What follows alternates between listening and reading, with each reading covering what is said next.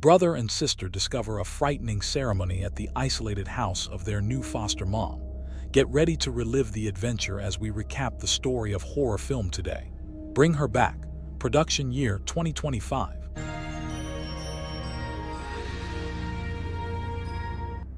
The movie starts off with this shaky, old-school footage of some creepy ritual. There's a girl standing in the middle while this big, bloated guy slowly steps into a weird circle with her. Next thing you know, she's hanging by her neck, and then another girl suddenly comes back to life. The camera lingers on the second girl's face, and you can't miss that dark red birthmark right under her eye. Piper's a blind teenager just trying to make friends, so she walks up to a group of girls at the bus stop. But before she can even say much, her stepbrother Andy shows up and gently steers her away. The girls act nice to her face, but the second she's out of earshot, they start laughing at her. Things at home aren't any easier. She and Andy live with his dad, Phil, but that doesn't last long. They find Phil dead in the shower. Turns out he overdosed. Andy and Piper sit down with Wendy, their social worker. She's got Piper set up to stay with a foster mom named Laura, but Andy's supposed to go somewhere else. He's not having it. He and Piper are supposed to stay together. Wendy brings up Andy's past, though, stuff he never told Piper about, like the trouble he got into when he was younger. She hints that Laura might not be cool with that. Andy pushes a little harder, and finally, Wendy agrees to talk Laura into taking them both. They ended up at Laura's place, where she lives with this kid named Oliver. She says he's her nephew. Turns out Laura had a daughter who was blind, but she drowned in their pool a while back. Andy felt bad hearing that, but something about Laura just seemed off. Things got weirder when she showed them her dead dog.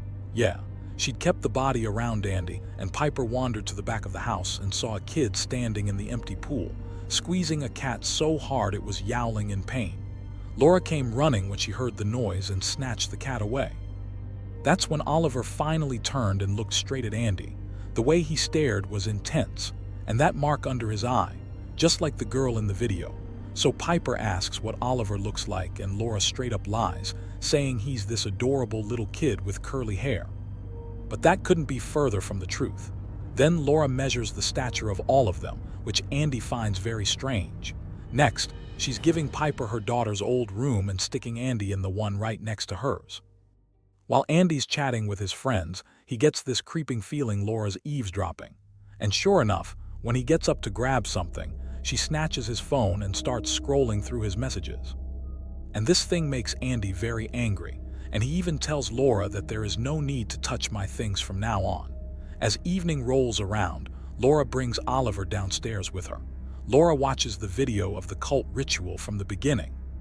The process involves having someone possessed by an angel consume the old body, while a second person is killed, and the spirit from the old body is placed inside the new body to resurrect them. The same thing happens the next day as well. Andy finds this very strange.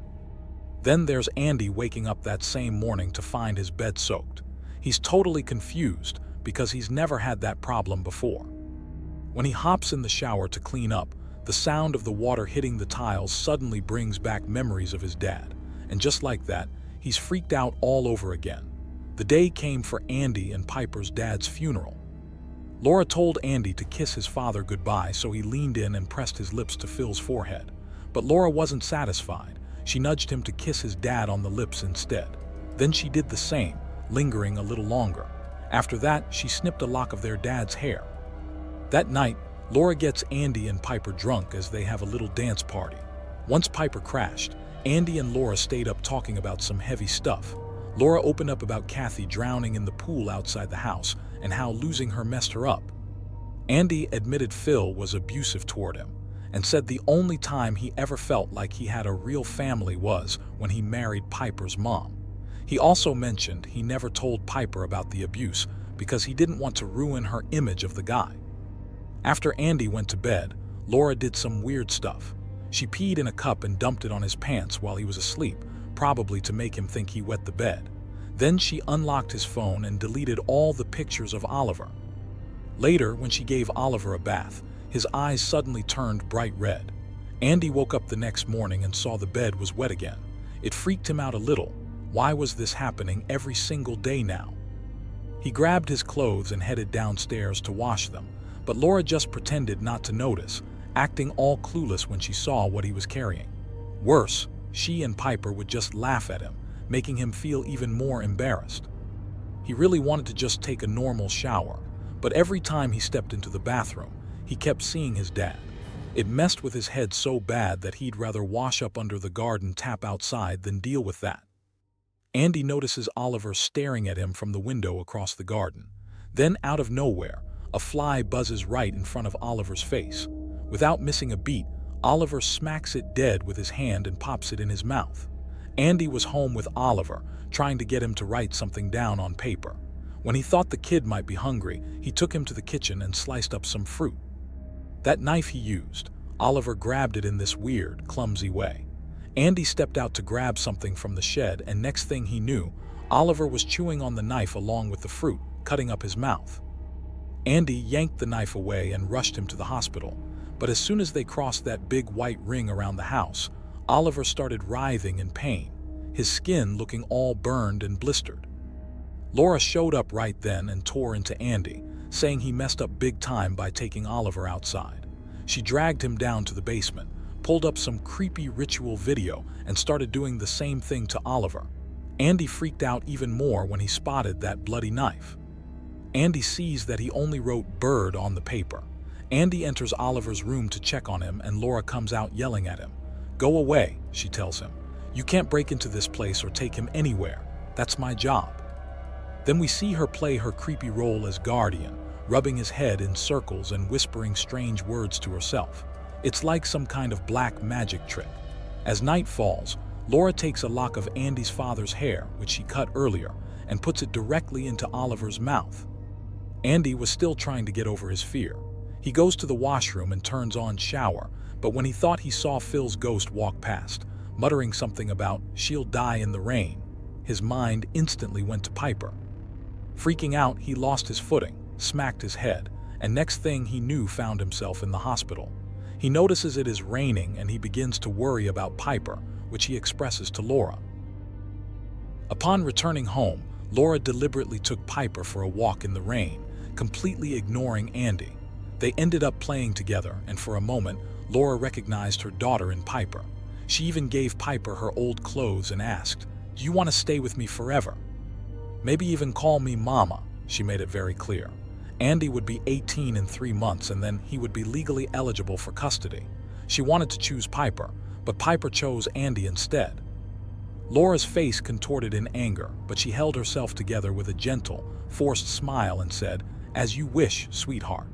Then she took Piper into this strange room, opened the refrigerator, and asked her to touch what was inside. The problem was that there was only a body. The body of Laura's daughter, preserved in the refrigerator. Andy got home after a few days feeling better, and right away he spotted Piper's shoes by the door. They were still caked in wet mud. That's when it hit him. Laura must have taken Piper out in the rain for a bath, totally ignoring what he told her. And now he starts suspecting Laura even more. It's late at night and Laura's at it again with her weird ritual stuff on Oliver. She's tracing these weird circles on his forehead with her finger, while muttering some creepy chant under her breath. She had also played a video of the ritual in front of her as she was doing it.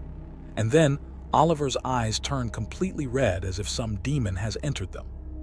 Laura walks back to her room, grabs his body spray and gives herself a quick spritz. Then she heads straight to Piper's room, no hesitation. One solid punch to the face later and Piper's left with a nasty black eye. Andy wakes up and sees Piper's eye all swollen. He's like, "Who did this to you?" Piper can't see, so she sniffs around to figure it out. After checking both of them, she points at Andy. The smell on him matches what she remembers from last night. Laura jumps in and starts messing with Piper's head, saying Andy's turning into their dad, the same guy who used to hurt her. She tells Piper she shouldn't go anywhere with Andy, even when he turns 18. She'll keep her safe. Laura was going off on him, standing there ranting, but Andy wasn't really listening. His eyes were glued to the window where Oliver was taking a bath. There were weird things sprouting from Oliver's head. Andy grabbed his phone to record it, and that's when he saw it, horns. Oliver had turned into some kind of devil. Andy wanted to show everyone, to finally expose Laura for whatever messed up stuff she was hiding. But before he could do anything, Laura lunged at him, snatched his phone and started laying into him. Andy fought back, swinging at her, but at the last second he couldn't bring himself to actually hit her. His fist slammed into the wall instead. Piper only heard the commotion. She thought Andy had hurt Laura, and that was enough to make her furious. Andy leaves from here sadly after listening to his sister. Andy stops by the police station, and that's when he spots a missing kid's photo that looks exactly like Oliver. He grabs one of those flyers and rushes over to Wendy, trying to convince her that Laura totally snatched this kid and is passing him off as her nephew. But Wendy's not buying it. Andy tells her, "Come with me if you don't believe me." Oliver was tearing up the house, eating anything he could get his hands on. Laura tried to stop him, but he just chomped down hard on her arm. Freaked out, she managed to pull away and lock herself in another room. Meanwhile, Oliver went after the wooden table, gnawing on it like some kind of rabid animal before turning on himself and biting a chunk out of his own arm. Then, Laura spotted him standing right outside her window. She started drawing weird circles on the glass and muttering something under her breath. Next thing you know, Oliver was under her spell. Just like that, she led him off to some hidden room. Laura catches Andy's voicemail to Piper.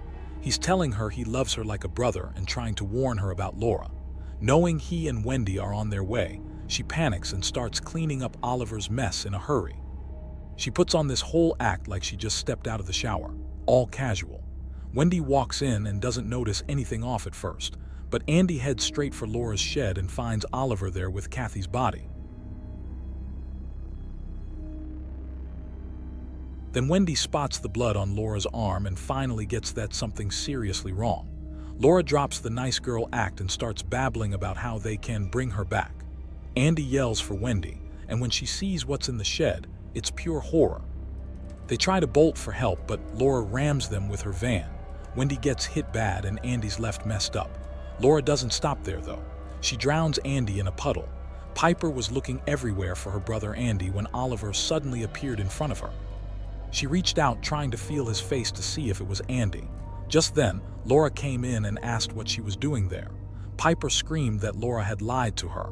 Oliver wasn't a handsome boy with wavy hair. He was bald and his face looked weird. She demanded to know where Andy was. Laura grabbed her, trying to pull her out, and Piper panicked. She ran out, locking herself in the bathroom. Inside, her foot touched something. She reached out, her fingers trembling, and felt Andy's face. Things get pretty intense in the washroom when Laura manages to unlock the door. Piper freaks out and grabs a glass, swinging at Laura in a desperate attempt to get away. But just as she's about to make a run for it, she trips over a table and knocks herself out cold. Laura starts dragging Piper toward the pool in the rain, trying to set up the same scene as Kathy's death. But when Piper wakes up and calls her Mum, something in Laura snaps. She can't go through with it. The moment gets to her and she just lets Piper go. Oliver lunged at her, but Piper wasn't about to go down without a fight. She shoved him off hard. Oliver fell and his condition started to deteriorate a lot. He started vomiting blood. He started writhing in pain and agonizing across the white circle Laura had drawn around this house. Once he crossed the other side, he became completely normal. Piper didn't stick around to figure that out. She bolted until some nice folks picked her up. Then she caught Andy's last words to her, and right after, the sound of a plane overhead. Remembering what Andy said about that being their dad's sign, she couldn't help but smile through everything. Meanwhile, cops showed up at Laura's place and found Oliver, or as he called himself now, Connor Bird. When they checked the pool area, find a dead Laura cradling Kathy's body. And showing this story ends here. Appreciate a subscribe and please remember to like. Thanks for watching.